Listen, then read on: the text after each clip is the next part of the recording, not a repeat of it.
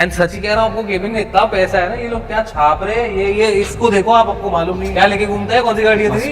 Mustang भाई साहब। आपकी सैलरी के बारे में बात, जो सैलरी आप सुनोगे तो आप हिल जाओगे। गाइस स्वयं से सक्सेसफुल है अपने मोबाइल गेम खिलवाड़ा। भगवान करे मुझे इसकी आदत ना लगे। इंडिया की गेमिंग कम्युनिटी फेक गेमर्स से भरी हुई है और इसीलिए शायद इंडियन गेमर्स को लोग उतना ज्यादा पसंद भी नहीं करते। और अगर ऐसे ही चलता रहा तो शायद इंडियन गेमिंग इंडस्ट्री का डाउनफॉल दूर नहीं है, क्योंकि ये फेक गेमर्स जो अपने आप को बोलते तो गेमर है, बट उनका फोकस एंटरटेनमेंट पे ज्यादा है। क्या बात कर रहे हैं? इसीलिए वो आजकल व्लॉग्स और फनी वीडियोस बनाते हैं। तो यार आज इस वीडियो में हम इन गेमर्स को एक्सपोज करेंगे और देखेंगे कैसे गेमिंग इंडस्ट्री में पॉलिटिक्स घुसाया जा रहा है।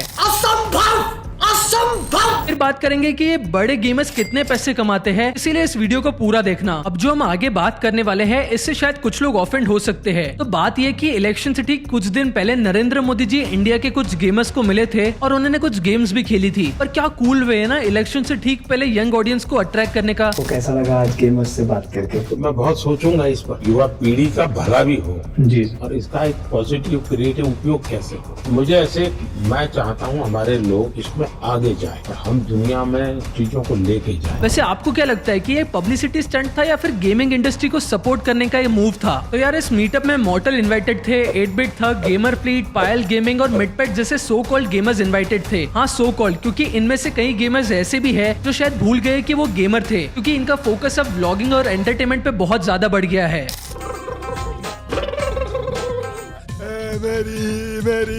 और ये तो कुछ भी नहीं, अब सच्चाई पे आते हैं। इस वीडियो का टाइटल देखो, क्या लिखा है, India top gamers meet PM Modi. कोई बात नहीं, हम तो ये है।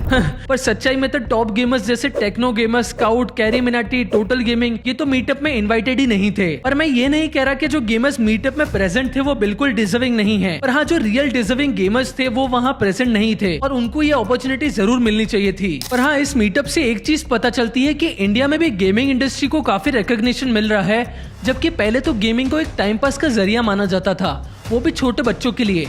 पर अब सब कुछ चेंज हो रहा है क्योंकि यंग अडल्ट्स भी गेमिंग को काफी पसंद कर रहे हैं और आज इंडिया का गेमिंग मार्केट ग्लोबली सबसे बड़ा है और यहाँ 56.8 करोड़ गेमर्स है, मतलब more than 50% of total internet users. In fact 2023 में इंडिया में 950 करोड़ गेमिंग ऐप डाउनलोड्स हुए थे और ग्लोबली हर 100 गेम डाउनलोड्स में 16 डाउनलोड्स इंडिया में से होते हैं। और 2023 में इंडिया की गेमिंग इंडस्ट्री ने 3 बिलियन से भी ज्यादा का रेवेन्यू जनरेट किया था, जो 2028 तक डबल यानी $6 बिलियन तक हो सकता है। और आज भी गेमिंग मार्केट का 90% हिस्सा मोबाइल गेमिंग से ही है। इनफैक्ट इंडिया का मोबाइल गेमिंग मार्केट दूसरी कंट्रीज के कंपैरिजन में सबसे ज्यादा स्पीड से ग्रो हो रहा है और पीसी गेमिंग का एडॉप्शन भी बढ़ रहा है इंडिया में। पर गेमिंग इंडस्ट्री तभी रैपिडली ग्रो हो सकती है जब इंडिया में रियल गेमर्स हो। देखो एक शेफ वो नहीं होता जिसे एक दो चीजें अच्छी बनानी आती हो और वो वही बनाता जाए।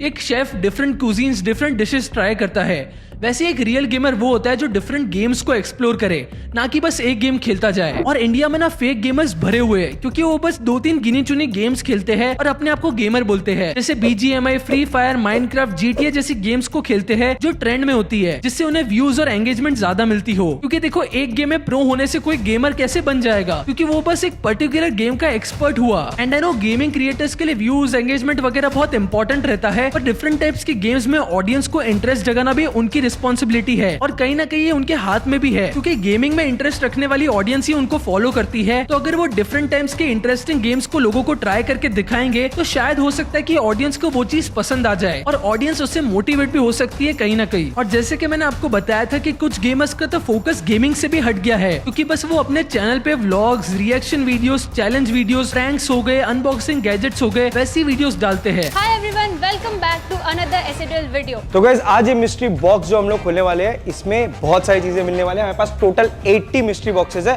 और बहुत सारे क्रिएटर। और यहाँ तक कि गेमिंग रियलिटी शो भी बस ऐसे बन गया है जैसे कि पार्ट टाइम गेमिंग हो और एंटरटेनमेंट फुल टाइम चलता हो। और यहाँ जो मैं गेमिंग रियलिटी शो की बात कर रहा हूँ उसका नाम है प्लेग्राउंड, जो इंडिया का सबसे पहला गेमिंग रियलिटी शो था। और मुझे बस उससे एक प्रॉब्लम है, सीजन 1 में भी और सीजन 3 में भी ऐसे जजेस को बुलाया गया था जैसे आशीष चंचलानी, हर्ष बेनीवाल, और अब सीजन 3 में एलविश भाई को बुलाया गया है जो सिस्टम हिलाने आए थे। इस बार मैं और ऐड हो गया। ये दो नए आए, नए आवाज आ रही है, नई आवाजें आ रही है। गेमिंग का ग्राउंड है, गेमर यहाँ पर है तो ट्रॉफी भी यहीं पर आएगी। नहीं भाई इसमें थोड़ा एंटरटेनमेंट कम रह रहा था, उसको डालने हम आगे। और ये जितने भी लोगों को बुलाया गया था इनका गेमिंग से कोई रिलेशन नहीं है, इनको बस एंटरटेनमेंट पर्पस के लिए बुलाया गया था। और इन्हीं एग्जांपल्स की वजह से मुझे लगता है कि इंडिया की ये जो गेमिंग कम्युनिटी है ना, इसकी उतनी कोई वैल्यू नहीं है, क्योंकि लोग इतना सीरियसली लेते ही नहीं है इस कम्युनिटी को। चलो यार अब एक कंपैरिजन करते हैं Indian gamers versus foreign gamers. और मैंने एक चीज नोटिस करी है कि इंडियन गेमर्स अपनी वीडियोस में बहुत चिल्लाते हैं और बैड वर्ड्स यूज करते हैं, और इससे मुझे बस एक प्रॉब्लम है, इनकी ऑडियंस ना छोटे बच्चे होते हैं। ये क्या पोज लेके बैठा है? हाँ बैठा है। अरे देखिए चुप, इनकी माँ जाए बे ऐसे लोगों की। आदमी जी सीखता है, इन लोग चुप देखते हैं, फिर इनकी माँ देंगे तो लोग क्या बोलेंगे, अरे स्काउट में तो बड़ा आदमी है। और अगर ये छोटे बच्चे ये ऑब्जर्व करेंगे कि ये गेमर इतनी गालियां देता है अपनी वीडियोस में और ऐसे व्यूज लेके आता है और ऐसा गेम प्ले करता है, तो वो भी वही सीखेंगे। जबकि फॉरेन गेमर्स की गेमिंग वीडियोस ऑब्जर्व करोगे तो वो 10 से 12 घंटे के भी होते हैं, जिसमें वो डिफरेंट स्टोरी बेस्ड गेम्स खेलते हैं, जिससे लोगों को काफी अच्छा लगता है और वो अटेंटिव रहते हैं। और हाँ, उनकी गेमिंग टेक्निक्स को देखोगे तो पता चल जाएगा कि वो गेमिंग को लेके कितना ज्यादा सीरियस है और कितने ज्यादा पैशनेट है। बेसिकली उनका फोकस एक जेन्युइन गेमिंग कम्युनिटी डेवलप करना है, ना कि बस एंटरटेनमेंट। वैसे कहीं ना कहीं इंडियन ऑडियंस भी जेन्युइन गेमर्स से ज्यादा एंटरटेनमेंट को ही पसंद कर रही है, और एफर्ट्स के बाद भी इतना एंगेजमेंट नहीं मिलने पे जो रियल गेमर्स है वो डीमोटिवेट हो जाते हैं।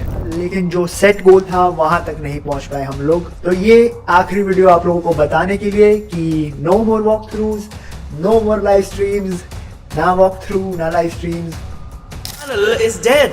ये मीम मेरे चैनल पे तब शुरू हुई जब मैंने ये पोस्ट किया। इस पोस्ट के बाद कई सारी थ्योरीज बनने लगी, सबने अपना दिमाग लगाना चालू करा कि ऐसा क्यों हो रहा है। वेल ऑनेस्टली इन थ्योरीज की जरूरत नहीं थी, क्योंकि कोई भी एक नजर डाल के ही मेरे चैनल पे बता सकता था कि ऐसा हो क्यों रहा है। और पर्सनली बताऊं तो मुझे लगता है कि इंडिया में भी ऐसे कुछ गेमर्स है जो सीरियसली अपनी कम्युनिटी बिल्ड करने पे फोकस करते हैं, और उसमें से एक नाम है टेक्नो गेमर्स, जो डिफरेंट गेम्स को एक्सप्लोर करते हैं और हमेशा अपनी ऑडियंस को अट्रैक्ट रखते हैं अपनी स्टोरी लाइन की वजह से। लैम्बोर्गिनी सियान जा रही है भाई मेरे बगल में, क्यों ना इसको थोड़ा सा डिपर मारा जाए ताकि इसके जो अंदर का रेसर है वो किलस के बाहर है। और सेकंड गेमर मुझे लगता है स्काउट, जिसने अपने आप को बहुत ज्यादा प्रूव करा है डिफरेंट टाइम्स पे। और एक बात ये भी है कि ये टॉप गेमर्स बहुत अच्छा खासा पैसा कमाते हैं गेमिंग से, मतलब एक साल के करोड़ों रुपए कमाते हैं, और ये तो आपको उनकी डिसेंट लाइफस्टाइल देख के ही पता चल जाएगा। अब आप सबको एक क्वेश्चन आ रहा होगा कि ये गेमर्स इतना पैसा कैसे अर्न कर लेते हैं। वेल उनका एक अर्निंग सोर्स तो हो जाता है gaming tournament prize money. India में बड़े बड़े गेमिंग टूर्नामेंट्स ऑर्गेनाइज होते हैं, जैसे Battleground Mobile India Pro Series, ESL India Premiership, और ऐसे ही कई सारे गेमिंग टूर्नामेंट्स ऑर्गेनाइज होते हैं जिसमें विनिंग टीम्स के लिए लाखों करोड़ों रुपए का प्राइज मनी होता है, जो टीम मेंबर्स में डिस्ट्रीब्यूट होता है। और इतना ही नहीं, ऊपर से अगर वो प्रोफेशनल ई स्पोर्ट्स प्लेयर हो तो उनको सैलरी भी अच्छी खासी मिलती है, जैसे 1 से 3 लाख रुपए महीने के। इसके अलावा यूट्यूब पे गेमिंग वीडियोस बना के यूट्यूब एडसेंस, ब्रांड डील्स और स्पॉन्सरशिप से भी बहुत पैसे अर्न कर सकते हैं। और ऐसे ही टॉप गेमर्स करोड़ों रुपए कमा लेते हैं अपने यूट्यूब एडसेंस से। और इस वीडियो में हमने टेक्नो गेमर्स की इनकम रिवील करी थी, तो आप वो जाके चेक कर सकते हो। देखो ये तो बात हुई टॉप गेमर्स की। अब बात करते हैं कि एवरेज गेमर्स कितना पैसा कमाते हैं। HP के एक सर्वे के अकॉर्डिंग इंडिया में 45% सीरियस गेमर्स साल के 6 से 12 लाख रुपए तक कमाते हैं, और ज्यादा से ज्यादा जेन्युइन गेमर्स इंडस्ट्री में आएंगे तो गेमिंग इंडस्ट्री में ह्यूज स्कोप्स का ग्रोथ है। और ये चीज इंडिया के रिचेस्ट बिजनेसमैन खुद मोटा भाई ने बताया है। There is huge potential, and for some of us like who don't know what gaming is, right, it's very hard to imagine that gaming will be bigger than music, movies and TV shows all put together, but we will see. Gaming industry का future बहुत bright है। अब gaming industry का future बहुत bright है। अब बात करते हैं डार्क साइड ऑफ गेमिंग। वैसे गेमिंग आपकी लाइफ बना भी सकता है, जैसे हमने बाकी गेमर्स को देखा, पर बिगाड़ भी सकता है, वो भी बहुत बुरी तरीके से। और वो भी खास करके तब जब आप ब्लाइंड गेमिंग में इन्वॉल्व हो, क्योंकि गेमिंग कंपनीज अपनी पूरी ट्राई करती है कि आपको ऐसा एक्सपीरियंस दे ताकि आप बार बार गेम्स में पैसे लगाने के लिए कन्विंस हो जाओ, क्योंकि आपका एडिक्शन ही उनका बिजनेस बनेगा। एंड इसी एडिक्शन की वजह से लोग अपने लाखों रुपए गवा देते हैं इन गेम्स में। जैसे चाइना की एक 13 साल की लड़की थी जिसने अपनी फैमिली की सारी सेविंग्स, जो कि 52 लाख रुपीस थे, वो ऑनलाइन गेमिंग में उड़ा दिए। और ऐसा ही सिमिलर केस इंडिया में भी हुआ था, जिसमें हैदराबाद के 16 साल के लड़के ने अपनी मम्मी की अकाउंट से 36 लाख फ्री फायर गेम में उड़ा दिए। और इसके बाद ऐसे भी कई सारे केसेस सामने आए हैं जहाँ पे लोग पैसे हारने के बाद डिप्रेशन में चले जाते हैं और यहाँ तक कि सुसाइड भी कर लेते हैं।